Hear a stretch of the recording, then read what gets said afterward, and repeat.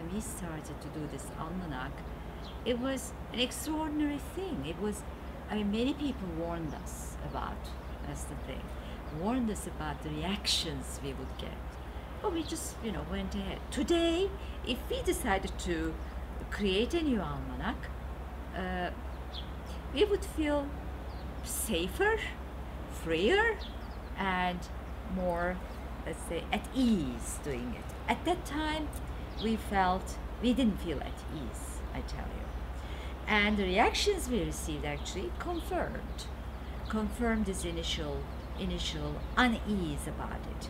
But of course, feeling uneasy does not necessarily hold you up, back from doing what you believe to be right. Anyway, so the reaction, the harsh reaction against the 2005 almanac, I think came from two basic reasons. One, as I said before, knowledge about strategy, knowledge about military, knowledge about security and threats was something the military considered was within its own domain. It just considered itself the monopolizer of the knowledge and information about it, about everything relating to the military, everything relating to the security, including the salary scales of the officers and the generals. This was silly because most information about Turkey's military was even in 2005 available on the internet. I mean, through NATO sources. So this shows you how irrational the whole attitude towards secrecy of the military, anything relating to military was and is today. I don't think this has changed a lot, but the government has created a fait accompli about the 13 soldiers killed recently, for instance, by opening its own investigation. This again was unheard of in 2005, because what happened within Asker Ocağı, it was the military, within the military, it was within it was confidential. This confidentiality thing was broken today, or is broken today. Most issues are on the table. They were not on the table in 2005. The second important point there was that the Chief of General Staff considered sharing this information and knowledge about Turkey's security institutions almost a treason. He considered it a betrayal of the country. In other words, in 2005, this ideology, the ideological approach, this tutelary ideology, this guardianship ideology, the ideology of, monopolizing not only knowledge, but having a say on everything in Turkey. Whether publication world, education world, the world of culture, the identity politics. This complete hegemony was very strong in 2005. Now it's already a little bit lax. Now we can talk about, as I said, the government can start to question the strategy of in the southeast, whereby 13 soldiers were killed. Doubts and suspicions now are raised in the minds of many people in Turkey about negligence in fighting in the southeast. And it is this negligence in the year 2011 that enables the government to say no to or to be able to say no to their offer for the High Command's proposal to promote 14 generals who are involved in Ergenekon, who are under arrest right now. It is this change in Turkey's, let's say, psychology, social psychology, to some extent, that enables the government to open a separate investigation. Yes, it did start in 2002 with the AKP coming to power. That definitely is a turning point. Consecutive election victories, local, general, referendum, etc., all these added up to a situation in which the military faced a government which has right now more than 50% of the popular support in the country. And this is a pretty hopeless situation. So this hopelessness, I mean, there is nothing much the military can do against a popularly elected government which has 50, 60% or whatever, wins all the elections it has entered into, you know, wins the referendums it holds, even though the military tried to stop it in 2007 during the presidential elections, as you can see. So if we have a global look, a bird's eye look at the change in Turkey's civil military elections, I think the first factor that accounts for it would be the AKP.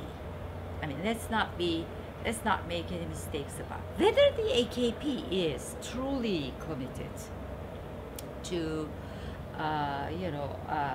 radically changing Turkey's civil, introducing a democratic control, bringing it to the a level as of the other democratic countries in the world, because AKP loves democracy.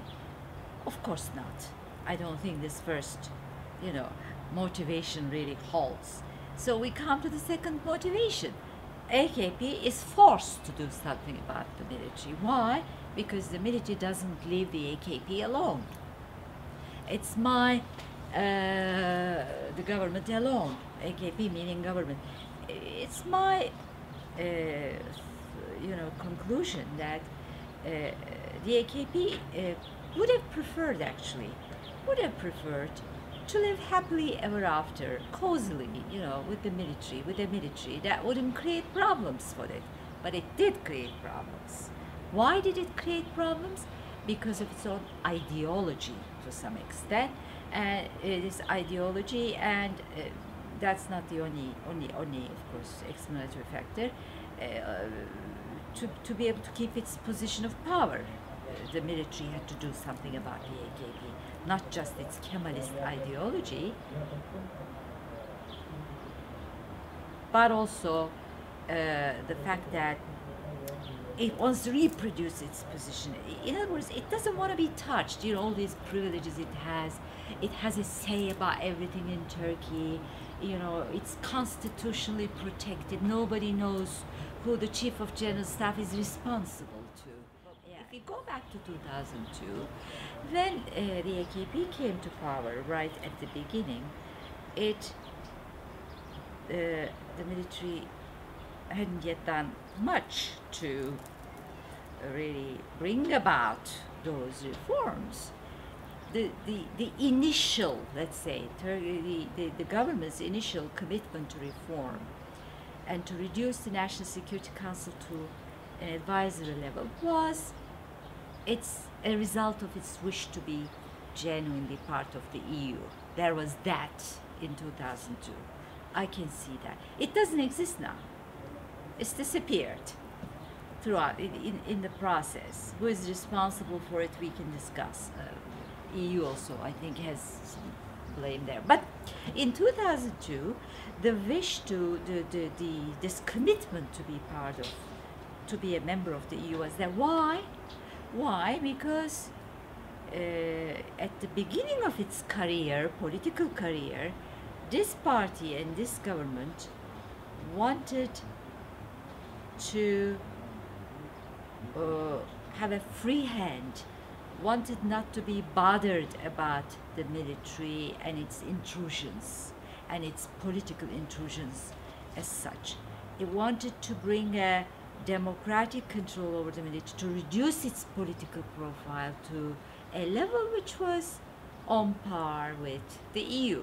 So EU was instrumental here in a way. EU was the goal, yes, but it was also very useful for the EU, for the AK Party government. It was a wonderful package, seventh harmonization package, which passed in 2003, which just clipped the wings of the National Security Council, which was almost a parallel government in Turkey. It reduced its budget by 40%. It civilianized most of the departments. It eliminated its psychological operations, section, and brought a civilian secretary to the whole thing. And just today you can see the positive results of it in a sense, because when the National Security Council meets at the end of every month, nobody seems to bother. I don't see it in the papers. It no longer occupies the headlines. That's good. That's not so. It's not the position that military occupies in Turkey is not a divine thing. It's not the will of God. It can be corrected. I mean, National Security Council's position proves that. You may come up and say, all right, National Security Council was reduced in its in terms of its functions.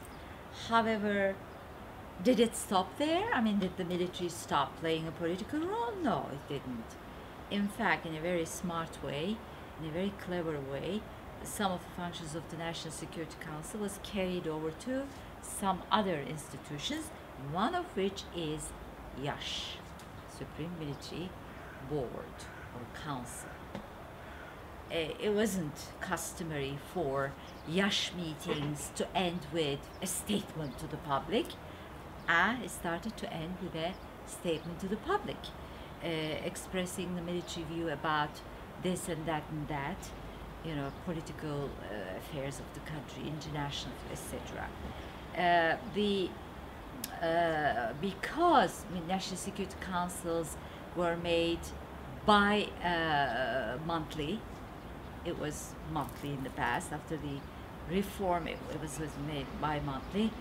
The Chief of General Staff started to hold monthly meetings to substitute for the loss of monthly meetings of National Security Council, at the end of which, of course, there would be a statement expressing the views of the military about international and national politics. Do you see what I mean? So replacement mechanisms were developed.